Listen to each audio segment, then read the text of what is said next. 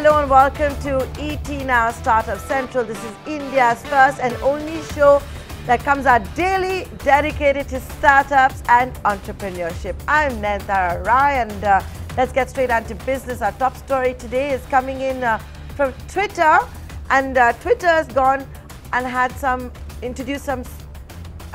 severe criticism for not doing enough to control instances of spamming and controlling and reining in its trolls.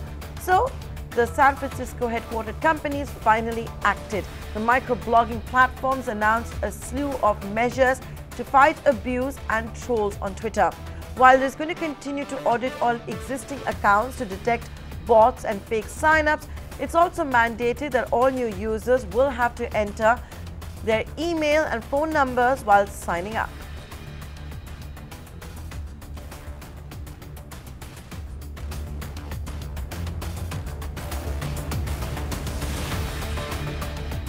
What's going to be interesting to see is if existing users will also have to follow a similar exercise or not. No word on that yet. And now time to get to an exclusive interview with NASSCOM's first female president, Debjani Ghosh. She spoke to ET Now earlier in the day about the biggest of opportunities opening up in the IT sector, the US visa issues, and went on to say the top Indian IT companies use less than 10,000 of the H-1B visa issued in the United States of America. What's very interesting, and you'll notice that in this interview, she talks about the Indian IT companies now truly being multinational. So the big question is, if they're indeed multinational, with most of the business being in the United States, is their first priority India or US?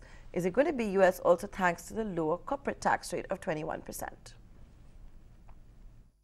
It's unfortunate how few people know that of the 65,000 odd H-1B visas that are given every year, the top Indian companies account for less than 12%. We take less than 8,500 of those, and the numbers are going down year after year. From 2015 till 2017, the number went down 43%. Then that's because of the fundamental change in the business model.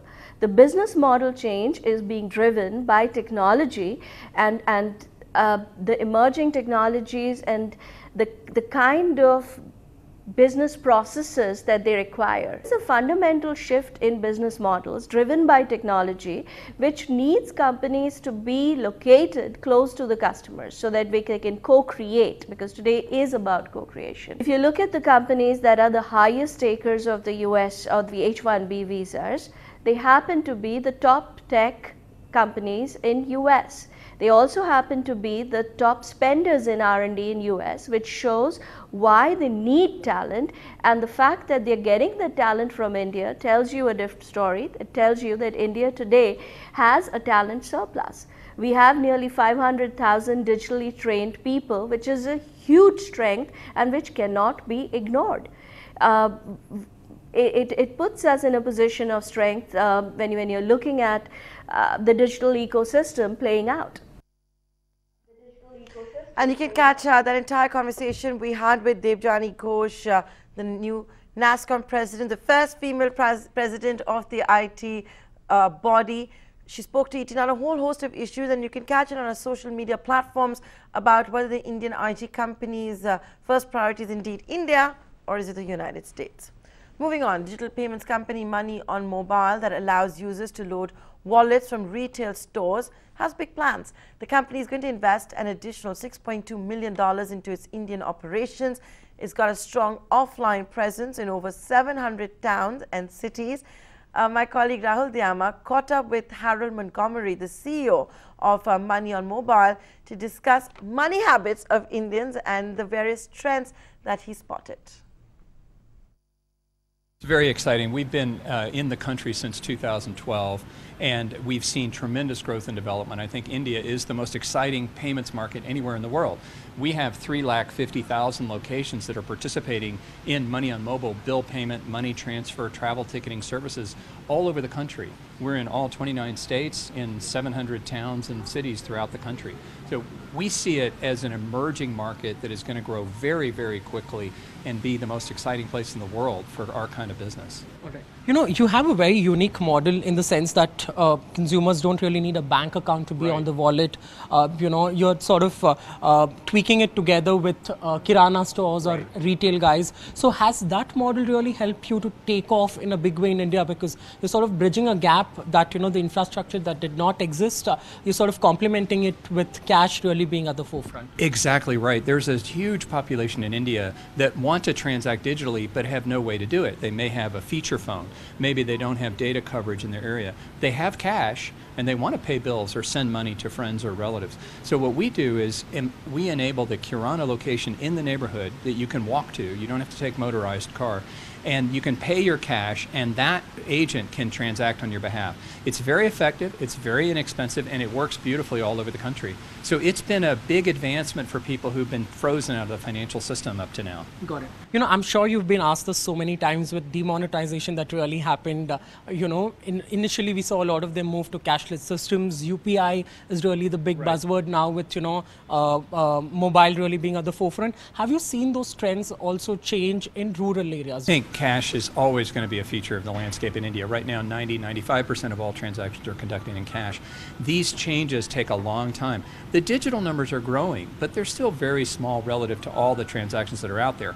But I think people will migrate to digital transactions over time, especially if they can do it with a person they trust, right? In our case, the kirana owner is someone they know and trust. You can hand your money to that person, you can get it done. It's faster, it's safer, it's better, more efficient. And you've got a receipt as well, which you don't have with a cash transaction. So I think the benefits of digital transactions will become clear and people will adopt them over time. And some teething challenges really remain. The government's big push has been the Jan Dhan Yojana, which in simple terms is ensuring that we get a lot more Indians into the formal banking system.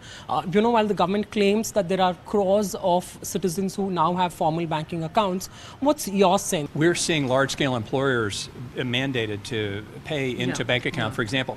But in many areas of India, you have a banking infrastructure that's simply not there. You have 150,000 banks, 200,000 ATMs, but 600,000 towns and villages. So what you're seeing, and I think the big story here, is the emergence of what we call the underbanked. They may have a bank account, they may be receiving their payment or subsidy into that bank account, but it's very hard to access it if you have a feature phone and no bank or ATM.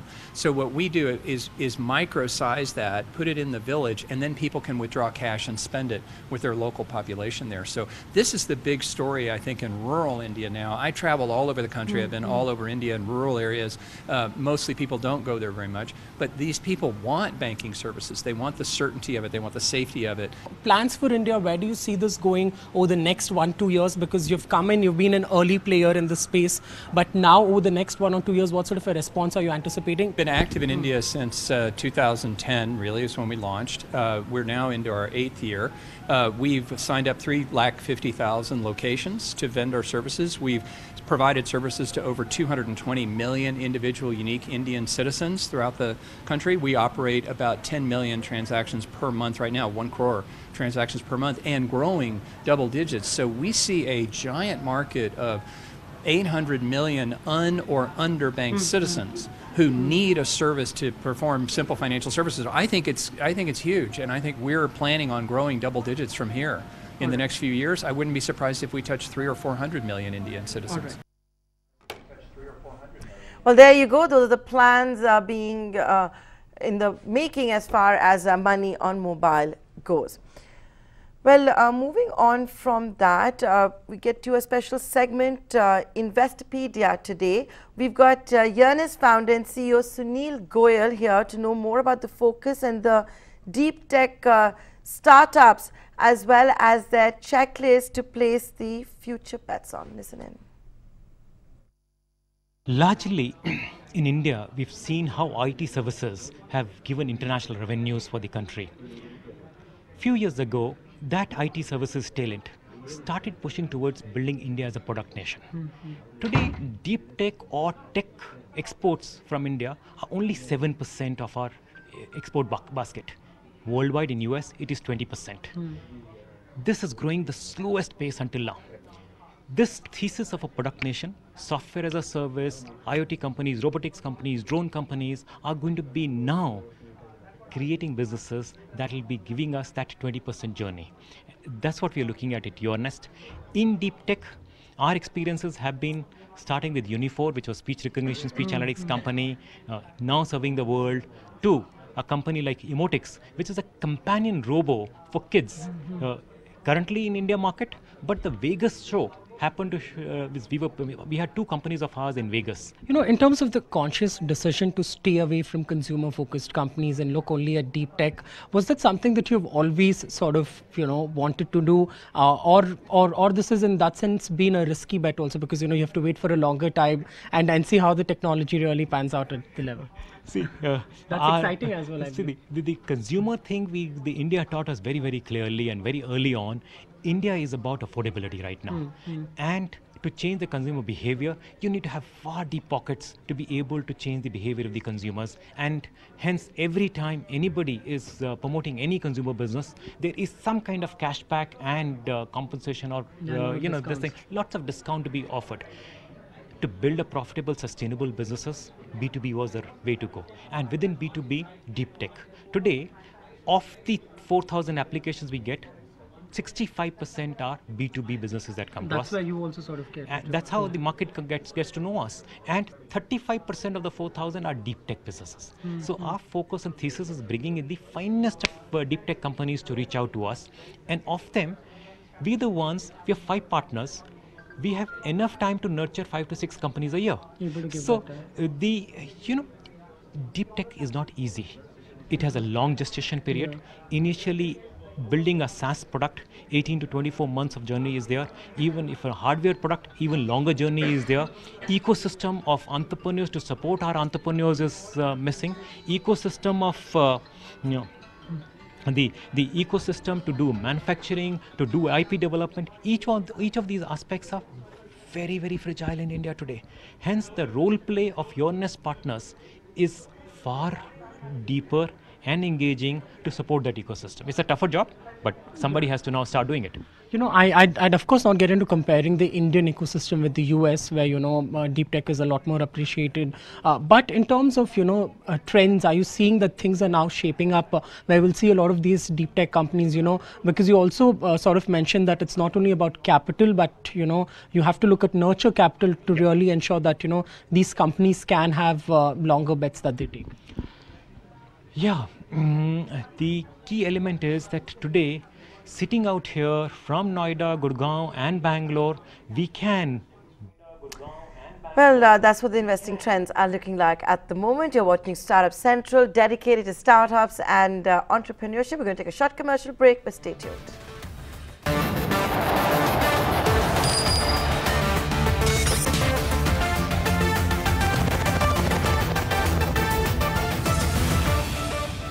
Watching Startup Central, dedicated to startups and entrepreneurship. I'm Nayantara Rai. Let's talk about Zomato now, a unicorn with InfoEdge on board, already a unicorn. It's launched operations in 25 new cities in India today. And interestingly, coinciding with that launch, the company decided to meet with the Union Labour Minister in the national capital, and on the agenda was job creation. My colleague Abhimanyu Sharma actually caught up with Zomato's top team at the Labour Ministry and asked them what it is that Zomato is doing for employment generation. The agenda broadly was around basically us talking about the employment opportunities that we are creating in India, and obviously government is also doing a lot in that sector, right, around enabling the unorganized sector to become more organized. We were trying to figure out how we can work together to sort of like synergize this. So government's efforts and our efforts together, right? That was the main agenda of the meeting. Yeah. How are things on the business side as far as the entire things are concerned? You've recently closed a massive round with Alibaba, and how is your perception for India at large? So India is obviously the fastest growing economy in the world, and I think Zomato as a business is one of the fastest growing companies in India, right? And we are almost growing, let's say, more than 50% month on month, and the growth is almost unreal, right? And I think specifically around India, we believe there's a lot of potential, a lot of depth, primarily in tier 1s, but I think recently I've also discovered that tier 2s and tier 3s of India are showing a lot of depth and opportunities. Yeah. You're about to launch operations in 25 new Indian cities. In what way are you going to expand, and what exactly is your aim as far as increasing the scale of your business is concerned in all those new cities? Yeah, so I think, as I mentioned, that tier 2s and tier 3s hold a lot of potential in India. I think the idea is to go deeper into Indian market, to launch more of these tier 2s and tier 3s, build employment opportunities as well as grow our business there.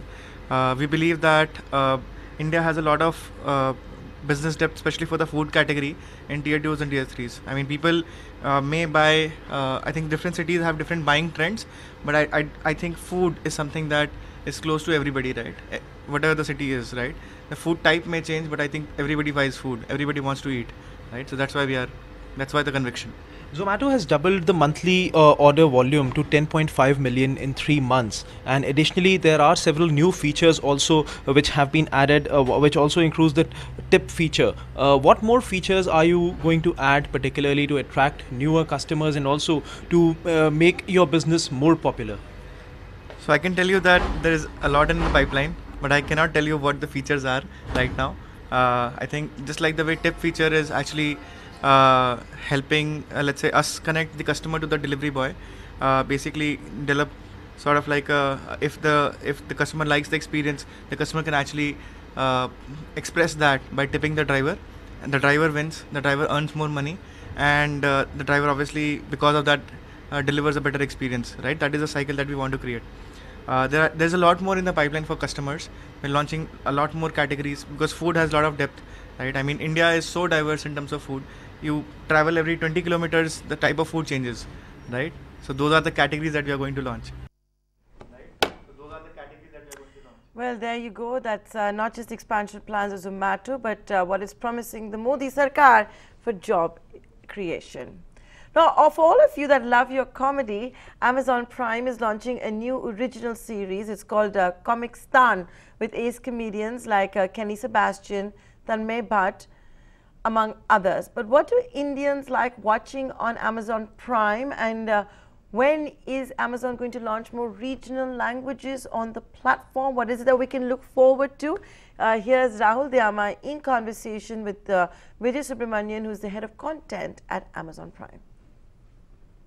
Very early on, our customers gave us a very strong indication that they would love to have comedy on our service. I mean, after all, who doesn't like to have a good laugh, right? So we focused on bringing stand-up specials in the first year, and we had 14 of them. And of them, and we had some of the biggest comics, put up their specials with us. Yeah, that was exclusive for Amazon. That's right. Based on that experience and feedback from customers, we doubled down on stand-up specials in the second year, and we have over 20 specials lined up this year, and we're not even halfway through the year. But while we were brainstorming on that, we also realized that another unique way to add more variety and offering to customers on comedy was to actually look for the next stand-up comedian using some of India's best comedy talent as judges and mentors. The unique thing is it's easy to get people to judge, but the real experience as you watch the show and experience it through the eyes of the contestants is their opportunity to be mentored by some of these guys in various genres of comedy and the learning that happens. In terms of Amazon Originals itself, you plan to have about 6 of them here. It's been quite a journey. We started with Inside Edge. Breathe probably has been one of your most successful series. I met Madhavan last week. Jeff Bezos also mentioned it in the letter, So talk to us about, what has been your most successful series really till now? We believe that it's really day one as far as our originals are concerned, and Comicstaan is our 4th original and the 2nd unscripted one. The journey's been fabulous. We're really, grateful and encouraged by the way the customers have responded to it. I think it's important to understand that, all our shows at this moment are being thoroughly enjoyed simply because, there is a dearth of high quality cinematic TV, premium content as it were, being made available to our customers. And the key for us is to focus on variety because we believe no two customers of ours are alike. And so we make it a point to, have as many shows as we can across multiple genres. As far as the Indian customers are concerned, well, stories that are truly authentic and local and that have deep meaning for them from within their ethos are ones that they're lapping up. But at the same time, all our customers, Indians are pretty aspirational and have the expectations of very high quality of storytelling and a high cinematic production value. And these are things that I believe are going to be, standards that are going to be pushed even further by customers as we go along. All right. As far as Prime is concerned, you dubbed it in 2 other Indian languages, but English, Hindi is what you largely focus on. But do you have planned, to roll out regional series? Is that a market that you'd explore, or is it really too early for you to really go out there and make this big bets? Would it be a lot of dubbed versions? It's really about stage 1 priorities. When we came in, we looked at what are the key things that our customers want us to have, and we started with movies, and we started in 5 Indian languages, including Hindi. Right now, again, our focus is to build out, a steady slate of originals that our customers can enjoy. At the same time, Rahul, you're absolutely right. Being locally relevant is of paramount importance to us, as we believe our customers come from the length and breadth of the country. And we're constantly evaluating plans on how to go even deeper with adding a wider repertoire of languages, as well as adding more dimensions to our existing language content. And it's a plan that, when we're ready to share, we'll definitely make an announcement. There's no second doubt that it also is a very highly competitive market, from the likes of Jio TV, Alt Balaji. There are so many competitors. So what's the game plan in terms of standing out? Is it betting big on, originals and getting those real stories told to people and get them hooked? For us, it's really driven by doing what's right for the customer. All right, being able to consistently reflect their existing tastes and preference, as well as their evolving tastes and preferences, is what guides us in all our decisions, including content. And so we believe that there are 3 things that are always vital for us. That are we constantly doing what's right for the customer? Is this the kind of entertainment that they seek from us? 2, are we constantly evolving on the quality? Because that's another big driver. And 3, is it of great value and convenience to the customer? I think that's where our focus is and will always remain when it comes to everything that we do. Well, there you go. That's a sneak peek into what you can expect from Amazon Prime. With that, it's a wrap on this edition of Startup Central. Many thanks for watching.